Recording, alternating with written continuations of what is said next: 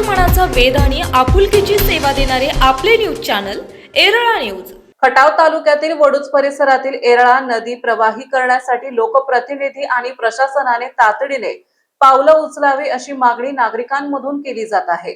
याबाबतची अधिक माहिती अशी, एका बाजूला नेर धरणातून पाणी सोडल्याने मानगंगा नदी प्रवाही झाली आहे, मात्र एरळा नदी पात्रात दिवसेंदिवस कोरडे पडू लागले आहे।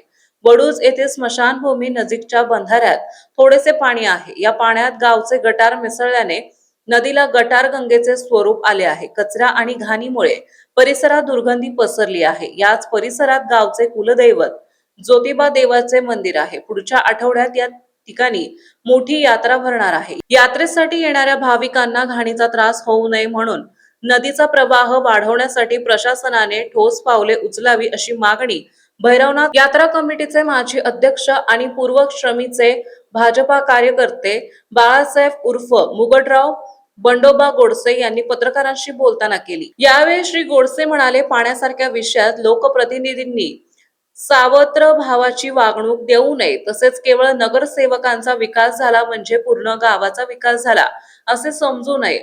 नागरिकांच्या दृष्टीने महत्त्वाच्या असणाऱ्या रस्ते, स्वच्छता, पाणी, आरोग्य या महत्त्वाच्या विषयावर दुर्लक्ष करू नये, अन्यथा एक दिवस लोक भावनेचा उद्रेक झाल्याशिवाय राहणार नाही असा इशाराही यावेळी त्यांनी दिलाय।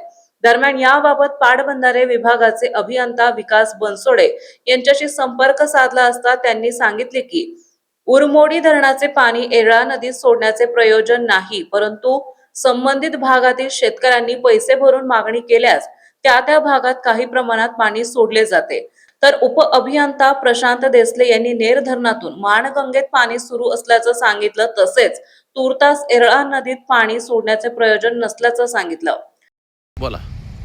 पाटाला पाणी येतंय, मानगंगा खळखळा वाहते दैवडी पासून आणि एरळामाई अशी वास मारते। एरळामाईचं पाप आहे का मानगंगेचं पाप आहे? आमदाराला काही कळत नाही का, दिसत नाही का? मी साधा सर्वसामान्य कार्यकर्ता आहे। नदी वास मारती एरळामाई। काय केलं पाहिजे म्हणजे तुमचं?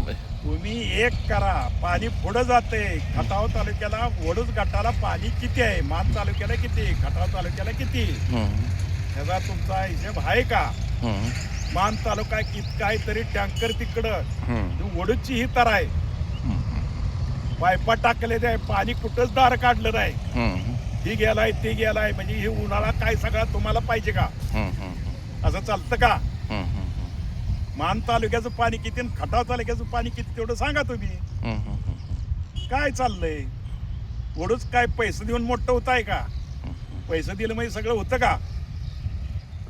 काय ह्या वडूज गटाने काय केलं? 17 मेंबर असलं म्हणजे सगळं चालतं का? आम्ही कुणासाठी जगायचं? तुमच्यासाठी जगायचं का जनतेसाठी जगायचं? बोला।